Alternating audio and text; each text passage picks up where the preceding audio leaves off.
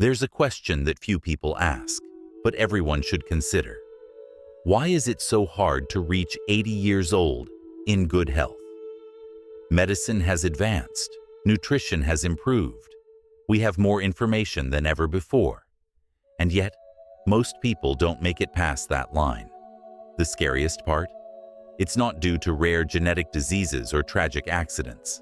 It's because of small things, silent habits and common decisions that slowly and invisibly shorten life.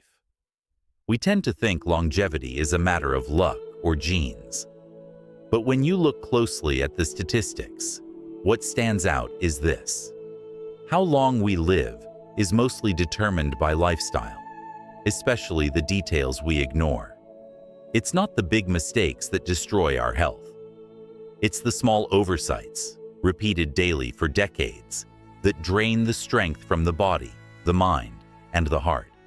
And by the time the damage shows up, it's often too late. In this video, I'm going to show you 5 unexpected factors that silently shorten life. Things no one warns you about. They seem harmless, even normal. In fact, many are socially encouraged, treated as if they're safe. But once you understand their impact on your body, it becomes impossible to keep repeating them blindly. If this topic has already made you pause and reflect, leave a like below. This video might literally save years of your life, or the life of someone you love. Subscribe to the channel so you don't miss upcoming content, and comment below. Do you believe it's possible to live well beyond 80? Researchers studying longevity across the world have reached a powerful conclusion. Those who live past 90 with health, clarity, and energy don't follow the same habits as the majority. It's not that they do something magical, it's that they avoid things most people accept as normal, but which silently destroy health. The first habit that shortens life is isolation. And no, I'm not just talking about living alone. I'm talking about emotional disconnection. When a person stops feeling part of something, stops having deep conversations, stops being heard. This kind of loneliness ages you internally in a brutal way. Humans weren't made to live in silence. As we age, the brain depends more and more on connection, interaction, and presence. What many people don't know is that chronic isolation increases the risk of early death as much as smoking 15 cigarettes a day. That's not an exaggeration. That's a scientific fact. The brain reacts to social disconnection the same way it does to physical pain, and it doesn't happen overnight. First, you skip a few social gatherings. Then you stop reaching out. Eventually, months pass without a meaningful conversation. Your brain adapts to the loneliness, convincing you it's normal. But inside, your heart, brain, and immune system are suffering. There's a Harvard study that followed people for over 80 years, the longest study on human longevity ever conducted. And do you know what they found? The biggest predictor of a long, happy, and healthy life wasn't money, success, or genetics. It was the quality of relationships. People with strong connections lived longer, got sick less, and had more clarity in old age. You don't need to be surrounded by people all the time. Sometimes 1 or 2 true connections are enough. But you can't accept living isolated as if it's harmless. At first, it feels easier. Over time, it becomes a heavy burden, one that silently affects your entire body. So, if you've been isolating more than you should, this is your sign. You don't have to become the center of attention. Just send a message, call someone, accept an invitation. The smallest connection can be the spark that keeps you alive inside, and science is clear. Those who connect live longer. The second habit that silently shortens life is frequently sleeping poorly. This isn't just about insomnia. It's about light, fragmented sleep, nights that seem long, but don't restore anything. Many people think poor sleep is normal after a certain age, but that's a lie. Your body needs deep, uninterrupted sleep at every stage of life. Even just one bad night can disrupt metabolism, increase hunger, worsen your mood, and affect your concentration and balance. Now imagine this happening every day for months or years. The result? A weaker heart, memory issues, lower immunity, and a higher risk of degenerative diseases. The brain uses sleep to cleanse itself, organize memories, and regulate hormones. Without that, the whole system breaks down. And it's not just about the number of hours, it's the quality of those hours. You might go to bed at 10 p.m. and wake up at 6 a.m. thinking you slept well. But if your brain was alert, your heart racing, your digestion working instead of resting, that wasn't rest. That was your body surviving the night instead of recovering. This type of sleep becomes a silent poison. Research shows that fragmented sleep is linked to diabetes, hypertension, obesity, depression, and even Alzheimer's. And the most dangerous part? Unlike physical pain, you often don't realize it's getting worse.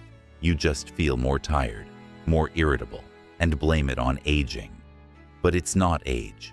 It's your body begging for real sleep, the kind that restores, regenerates, and strengthens. So what disrupts sleep? Screens before bed, rooms that are too hot, late meals, noise, anxiety, medications. It all adds up. And before you know it, you're stuck in a vicious cycle. Sleep poorly, wake up worse, drag through the day, and crash harder at night. But it can be changed. Start small. Turn off your phone an hour before bed. Keep the room dark and cool. Stick to a consistent sleep schedule. And most importantly, stop accepting poor sleep as normal, because it's not. Those who sleep well live longer. That's not a cliche. That's science. The third habit that silently steals years from your life is chronic stress. And this isn't just about explosive anger or dramatic breakdowns. It's about silent stress, the kind that lives in your shoulders, your neck, your thoughts, the kind that never turns off. The body can handle stress, but only in short bursts. When you're under constant pressure, your system goes into permanent survival mode. The heart races, breathing changes, immunity drops. Cortisol, the stress hormone, spreads like wildfire. And then comes the domino effect. Insomnia, irritability, weakened immunity, poor digestion, memory lapses, and weight gain. Most people don't even notice it. They just keep going, saying, "I'm fine," while inside, the body is screaming. And it gets worse. A study showed that chronic stress shortens telomeres, the protective caps on your DNA, linked to longevity. That means stress doesn't just feel bad. It literally makes your cells age faster. Stress is also linked to heart disease, stroke, depression, and cancer. It even affects your behavior. You start isolating, eating poorly, moving less, and sleeping worse. Everything is connected, and it often starts with how you process emotions every day. No one expects you to become a monk overnight. Life is full of pressure. But what changes everything is how you respond. If you don't have a release valve, if you don't breathe deeply, unplug, or give your mind a break, your body will keep paying the price. And it's a very high price. If you've been feeling on edge, with a tight chest, a full mind, and a tired body, even without physical effort, this is a warning sign. Your body is asking for help. Start with simple pauses. Breathe, walk, listen to music, pray, or have a good conversation. Stress needs an exit. If you hold it in, it will eventually explode inside, and by then, it might be too late. This is one of the most common and dangerous habits, ignoring mild symptoms. That little ache that comes and goes, the occasional dizziness, or the fatigue that seems normal but never leaves. Many people, especially after 50, start treating these signs as just aging. They brush it off with herbal tea, a painkiller, and getting used to it. But the body doesn't send signals for nothing. When it speaks, it's because something inside needs attention. The real danger is that the earlier we ignore these signs, the more time a disease has to settle in. And by the time it shows its face, it's already advanced. Some people only discover they have a heart problem after a heart attack. Others only find out they have diabetes when they start losing weight rapidly or their vision fades. Many of these serious conditions began with small symptoms ignored for weeks, months, even years. We've learned to tolerate discomfort, normalize pain, and prioritize routine over our bodies. Someone feels chest tightness and says, "It must be anxiety." They feel short of breath and blame the heat. They lose their appetite and chalk it up to age. And so, the signs are muffled until the body screams. When that happens, you can't pretend you didn't hear it. Science has already shown the key to a long quality life: early detection. The sooner a problem is identified, the better the chances of treating, controlling, and even reversing it. It's not about paranoia or rushing to the doctor over every little thing. It's about paying attention. It's about respecting your body's alerts, because no one knows your body better than you. This brings us to a critical point: routine checkups. Too many people only go to the doctor when things get bad. But the purpose of tests is to catch things early, before they hurt, before they get complicated. Blood pressure, cholesterol, blood sugar, kidney function, liver health, hormones, thyroid. These all need monitoring, especially after 50. There's no benefit in finding out, only after the damage is done. If there's something you've been feeling for a while and ignoring, now is the time to act. Don't delay. Most diseases that kill slowly, like stroke, heart attack, cancer, or kidney failure, send early signals. Those who listen to their bodies in time gain life, literally. Now for the fifth habit that seems harmless, but is destroying millions of lives: sitting all day. This has become so normal, we don't even notice. A person wakes up, eats breakfast, sits on the couch, goes to lunch, sits, watches TV, sits. By day's end, their body has been inactive for 10 to 12 hours. Worse, they think it's normal, but the body wasn't made to stay still. It was made to move, and when it doesn't, it begins to shut down from within. Constant immobility weakens muscles, reduces circulation, stresses joints, and slows metabolism. This is no exaggeration. Studies show that prolonged sitting increases the risk of death as much as smoking. But no one treats it that seriously. The person says, "I'm fine, I don't feel anything." And that's where the danger lies. The damage doesn't show up at first. It accumulates silently until it becomes serious. The heart suffers, the brain suffers, the bones weaken, leg strength fades, balance declines. The risk of falls increases, autonomy decreases. What was once just sitting becomes a routine that takes years off your life. Studies show that elderly people who move daily live longer and better. And it's not about intense workouts.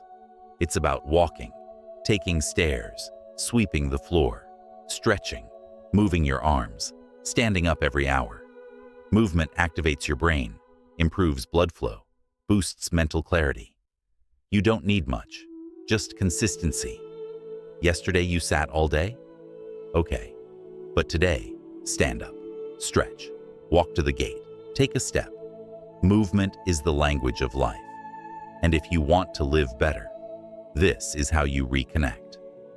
Now here's something that can completely change your health after 50. Getting a full checkup every year. Not just when something feels wrong, but before that, when everything seems fine. That's when you can prevent something worse. Preventive medicine saves lives. Yet many still treat routine appointments as a waste of time, only seeking help when the body screams. A simple blood test can reveal far more than you think. Failing kidneys, an overworked liver, pressure on your heart. Early detection gives you a higher chance of reversal. Sometimes a change in diet is all it takes. Sometimes it's a small tweak in medication. But wait too long, and the body charges you dearly. A good checkup includes heart evaluation, blood pressure, glucose, cholesterol, thyroid, bone density, eye health, hearing, and oral health, all of which affect your longevity. Sometimes the problem isn't where you think it is. Dizziness could mean unbalanced blood pressure, not stress. Fatigue might be a vitamin B12 deficiency, not aging. A thorough checkup can reveal it all. Routine follow-ups also build a trust-based relationship with your doctor. They get to know your body and history. That matters when new symptoms appear. You're not starting from scratch. You have a baseline. And that continuity is one of your greatest weapons against premature aging. It's also important to remember, mental health needs checkups too. Constant sadness, lack of motivation, and anxiety aren't nonsense. They're warnings. Just like the heart, lungs, and stomach, the mind needs care. If the mind isn't well, nothing else functions properly. Recognize it early, and your path becomes lighter, healthier. If there's one habit that protects you from many others, it's this: get your tests, track your numbers, and understand your body. Don't delay. Those who get annual checkups gain clarity, time, and most importantly, chances. And when it comes to life, chance is everything. Now here's a bonus tip that many people underestimate, yet it's one of the biggest keys to longevity. Keep the brain active. It doesn't have to be complex. It's about learning, exploring, questioning, staying curious. The brain is like a muscle. If you don't use it, it weakens. The more you stimulate it, the more it responds and reorganizes, even at 60, 70, or 80. Science shows that keeping the brain active drastically reduces the risk of dementia and Alzheimer's. And it doesn't need to be hard. Reading, writing, learning new things, talking to different people, trying new recipes, using your phone with purpose. All of this counts as mental exercise, and variety is key. The brain thrives on novelty. It feeds on challenge. An active mind gives life meaning. It gives motivation to get out of bed. Nothing is more dangerous than feeling like there's nothing left to do. That extinguishes your inner light. What keeps the fire alive is curiosity, the desire to grow. You don't have to do something grand. Learn to cook something new. Explore a childhood interest. Learn to use technology better. And here's another secret. Teaching stimulates the brain. When you share knowledge, you recall memories, reorganize thoughts, and strengthen connections. Teach a grandchild, a neighbor, a friend. When your brain knows it's still useful, it thrives. And for those aging, that's gold. An active mind also protects your emotions. People who challenge themselves intellectually cope better with loss, change, and hardship. A moving mind doesn't get stuck in the past. It keeps adapting, keeps seeking. That's what makes the difference after 70. Having a reason to grow. So if you feel like your routine is stagnant, this is your sign. Choose something new to learn this month, even something small, even out of curiosity. Just keep the gears turning. Because the body feels it when the mind stops. But it also flourishes when the mind is reawakened. Now you hold something powerful, awareness. These are the silent habits that shorten life without us realizing. But once we know better, we must do better. You don't have to change everything overnight. Just start. One step, then another. And before long, your health, energy, and will to live will return. If this content brought you value, leave a like below. It helps this message reach more people who need to hear it.